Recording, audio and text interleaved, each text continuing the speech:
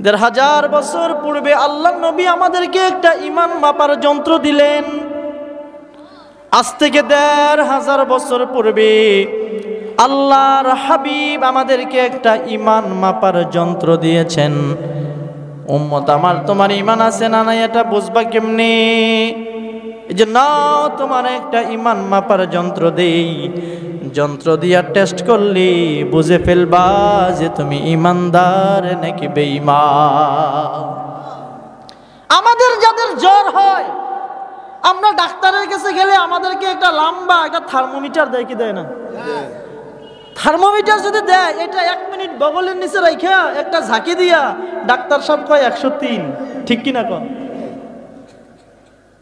আবার যাদের ডায়াবেটিস আছে, তাদের যদি ডায়াবেটিস মাপার জন্য ডাক্তারের কাছে যায়, তাহলে তারা 1 ফোঁটা রক্ত নিয়ে আবার মেশিনে লাগাইয়া একটু পরে কয় ডেঞ্জারাস অবস্থা 18, ঠিক কিনা কন? দুনিয়ায় যেমন জ্বর মাপার যন্ত্র আছে, দুনিয়ায় যেমন ডায়াবেটিস মাপার যন্ত্র আছে, ঠিক তেমনি পয়গম্বর আরবি মুহাম্মাদুর রাসূলুল্লাহ সাল্লাল্লাহু আলাইহি ওয়াসাল্লাম ১,৫০০ বছর পূর্বে আমারে আর আপনারে একটা ঈমান মাপার যন্ত্র দিছে। সুবহানাল্লাহ। আল্লাহর হাবিব বলেন, ক্বালান নবী সাল্লাল্লাহু আলাইহি ওয়াসাল্লাম, ক্বালান নবী সাল্লাল্লাহু আলাইহি ওয়াসাল্লাম, ইযা সাররাতকা হাসানাতুকা ওয়া ইযা সাআতকা সাইয়্যাতুকা ফাআনতা মুমিন। আল্লাহু আকবার, আল্লাহু আকবার। আল্লাহর নবী বলে, উম্মত আমার শুনো, 2 জিনিস যদি তোমার ভিতরে থাকে, কয় জিনিসের নাম বললাম বলেন? 2 জিনিস যদি তোমার ভিতরে থাকে, তাহলে তুমি বুঝবা তোমার ঈমান আছে। 1 নাম্বার হচ্ছে ইযা সাররাতকা হাসানাতুকা। 1 নাম্বার হচ্ছে তোমার ভেতরে যদি ইবাদতের খুশি থাকে, ইবাদতের খুশি, কথা কয় না সবাই ওদিকে তাকাইস। 1 নাম্বার যদি ইবাদতের আনন্দ থাকে। 2 নাম্বার হচ্ছে ওয়াসাআতকা সাইয়্যাতুকা। 2 নাম্বার হচ্ছে যদি গুনাহের পেরেশানি থাকে। বুঝেন নাই? আমি বুঝাই, খেয়াল করেন। ইযা সাররাতকা হাসানাতুকা, যদি ইবাদতে খুশি থাকে। মনে করেন আজকে ফজরের নামাজ আপনি জামাতের সাথে পড়ে ফেলছেন, আপনার ভিতরে একটা আনন্দ আছে না নাই? আছে। আজকে আসা পর্যন্ত 1 ওয়াক্ত নামাজও ছাড়েন নাই, আপনি মনে মনে খুশি হইলেন, আলহামদুলিল্লাহ আজকে আমার নামাজ কাজা নাই। এই যে একটা খুশি, এই খুশি যদি কারোর ভিতরে থাকে, আল্লাহর নবী বলেন তিনি ঈমানদার। তাহলে ইবাদতে খুশি, এটা হচ্ছে 1 নাম্বার যন্ত্র। 2 নাম্বার হচ্ছে ওয়াসাআতকা সাইয়্যাতুকা, গুনাহে পেরেশানি, গুনাহে পেরেশানি। আমরা মানুষ, এমন কোন মানুষ নাই যার জীবনে গুনাহ নাই, ঠিক কিনা কোন? নাকি খুশগরের মানুষের গুনাহ নাই? আছে। একবারে পিশাব থেকে শুরু কইরা মুরিদ পর্যন্ত কারো জীবনে গুনাহ নাই, এই কথা কেউ বলতে পারবে না, ঠিক কিনা বলেন? দুনিয়াতে একমাত্র নবীগণ ছাড়া আর কোনো মানুষ মাসুম না, ঠিক কিনা কয় না? শুধুমাত্র নবীদের জীবনে কোনো গুনাহ নাই। নবীরা হচ্ছে নিষ্পাপ, মাসুম, তাদের কোনো গুনাহ নাই, তাদের জীবনে বিন্দু মাত্র কোনো গুনাহ নাই। তারা হচ্ছে গুনাহ মুক্ত। তারা কি মুক্ত?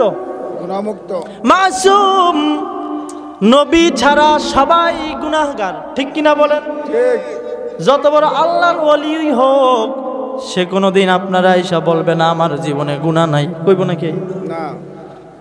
আল্লাহর হাবিব বলেন, যে ব্যক্তি গুনাহ কইরা বলবে, আফসোস করবে আর পেরেশানি করবে, আয় হায় রে, আমি যে গুনাহ করে ফেললাম, আল্লাহ যে আমারে মাফ করেনি।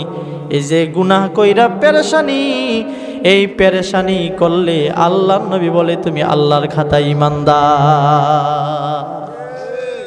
তাহলে ঈমান মাপার যন্ত্র বললাম 2টা, যদি বুঝে থাকেন উত্তর দিতে পারবেন। 1 নাম্বার ইবাদতে খুশি, ইবাদতে কি খুশি। 2 নাম্বার গুনাহে পেরেশানি, গুনাহে পেরেশানি। সওয়াব করছেন খুশি হইয়া গেলেন, আর গুনাহ করছেন পেরেশানি হয়ে গেলেন, আল্লাহ যে আমারে মাফ করবনি, এই দুই গুণ থাকলে নবী কয় এবার তুমি নিশ্চিত হও আল্লাহর খাতায় তুমি ঈমানদার। আমাদের হালত হইল উল্টা।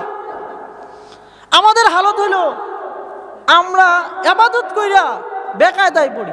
মনে করেন হুজুরে ডাক দিয়া কোনো পোলাপেন্ডে ধইরা যদি নেয় মসজিদ, তাইলে হ্যাঁ মসজিদে যায়, এও গেছে বিপদে বইরা। তাহলে এই ইবাদতে কি সে খুশি হইতে পারবো? আর গুনাহ কইরা খুশি। গান শুনছে দেখি সব না গুনাহ, কিন্তু যুবক খুশি, ঠিক কিনা কয় না? পাপাচার করেছে, জানা করেছে, অবৈধ সম্পর্ক করেছে, তো যুবক আবার খুশি। আপনারা জানবেন যারা পত্র পত্রিকার দিকে নজর দেন, ঢাকাতে বিশ্ববিদ্যালয়ের এক নোংরা নাদান 100 জেনা করেছে। কয়শো? 100 জেনা কইরা এবার সে বিশ্ববিদ্যালয়ে মিষ্টি বিতরণ করছে। নাউজুবিল্লাহ বাড়ির যে কই 100 জেনা কইরা কয় সেঞ্চুরি করে হলাইছি। এবার মিষ্টি খাওয়ানো লাগবো, পত্রিকাতে আসছে, বানায়া বলতেছি না কথা। 100 জেনা করে সে মিষ্টি বিতরণ করে কি সে আফসোস করেছে না খুশি করেছে? খুশি করেছে। তাহলে গুনায় বর্তমান যুগে খুশি হয় আর ইবাদতে বেজার হয়, ঠিক কিনা কোন? ওরা ঈমানদার না। যারা হচ্ছে ইবাদতে খুশি হয় আর গুনায় পেরেশানি হয় তারা হচ্ছে ঈমানদার। এবার ঈমানদার চিনছেন তো? এবার বাড়িতে যাইয়া নিজের একটু মাপ দিয়া দেখেন আপনি কোন ক্যাটাগরিতে আছেন। যন্ত্র দিয়া দিলাম, ঠিক আছে কথা?